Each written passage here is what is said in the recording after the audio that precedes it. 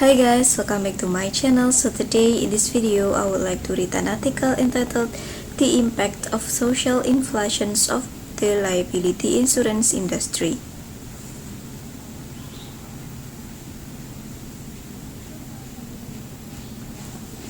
In recent months, economic inflation has dominated headlines as the global market grapples with supply chain issues, such as invasions of Ukraine and the rising cost of goods and services. The insurance industry, however, has had its eye on a different type of inflation: social inflation. According to the Insurance Information Institute, social inflation refers to the trend of rising insurance costs due to increased litigation, plaintiff-friendly judgment, and higher jury awards. Social inflation and loss development, February 2022. The Institute also estimates that social inflation, as reflected by the difference between estimated and actual losses, has risen by 14% between 2010 and 2019. Social inflation, what is and why it matters, February 2022. Other industry leaders surmise that social inflation has contributed to general liability and medical malpractice lines, in particular experiencing 7 consecutive years of underwriting losses. U.S. litigation, funding and social inflation, Swiss RA Institute 2021. Since social inflation specifically refers to the rise in claim costs beyond economic inflations, it is generally believed to reflect society shifting perspective and who should be accountable for a given risk and how that risk should be valued. Social inflations, hard to measure, important to understand. Insurance Information Institute, July 2022.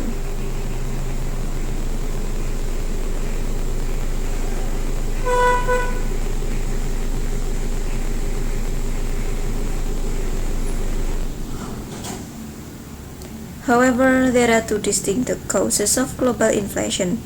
First, society evolving values, trends, perspective or mood, and 2. Other market players' identification and exploitation of these changes. Of the factors include, in the first category, increasing distrust of corporation, resentment towards rising inequality, reversals in tort reform, and willingness to award strategic jury awards have received considerable attention. Of the factors include, on the first category, increasing distrust of corporation, resentment towards rising inequality, reversal in tort reform, and willingness to award stratospheric jury award have received considerable attention.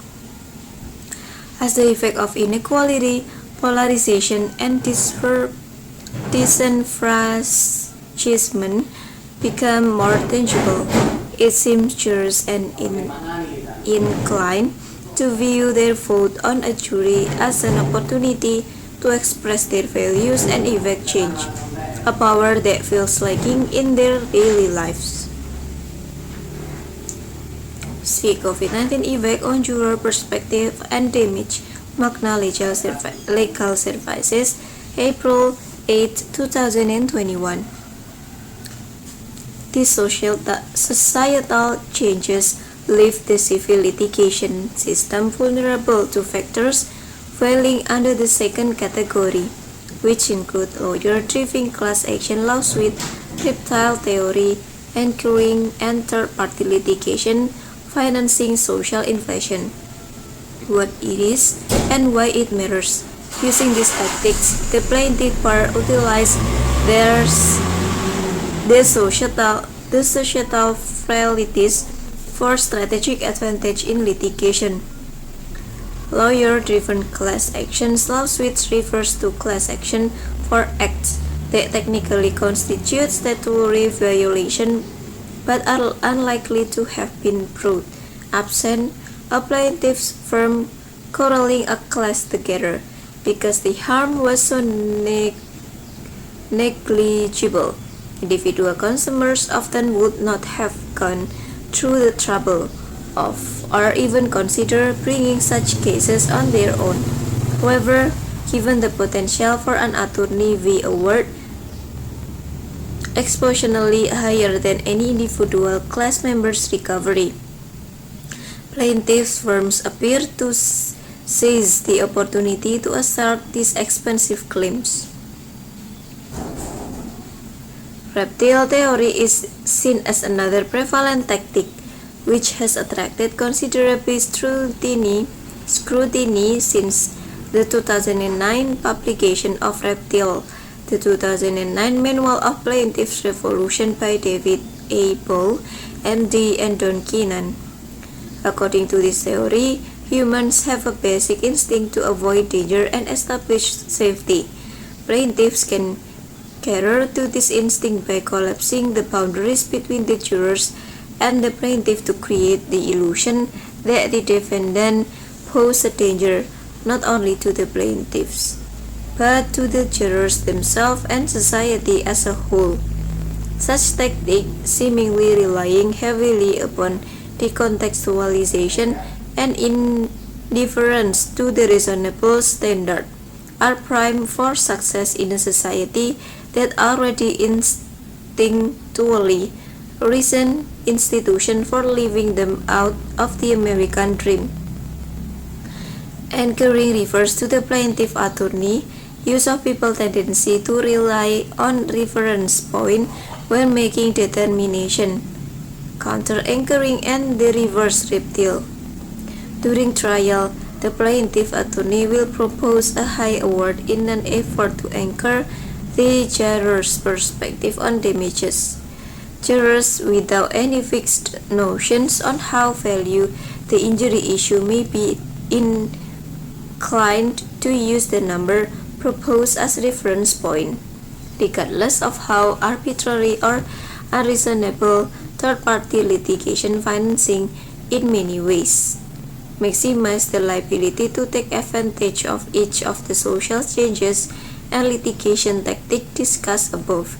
Litigation financing has been defined as the practice by which a non-party private equity firm, hedge fund, multi-individual, and others funds a plaintiff litigation either for profit or some finance agreement.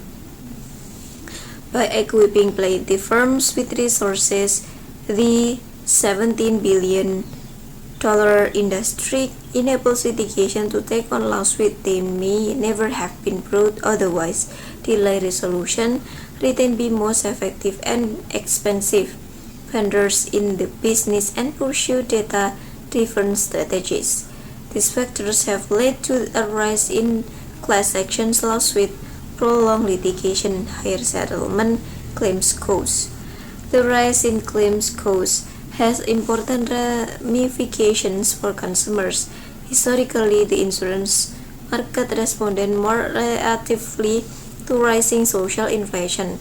Confronted with unreasoned and unfamiliar risks, soaring inflation, and atmospheric jury verdict in the mid-1980s, the insurance industry struggled to respond.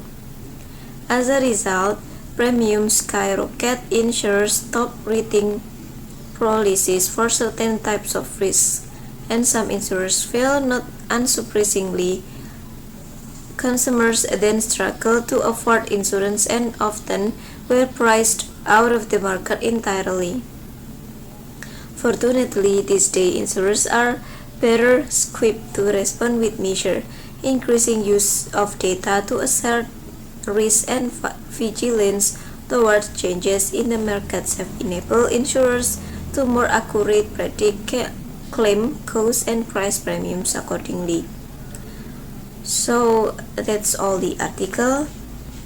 Don't forget to like, comment, and subscribe, and also don't forget to watch the next video. Bye.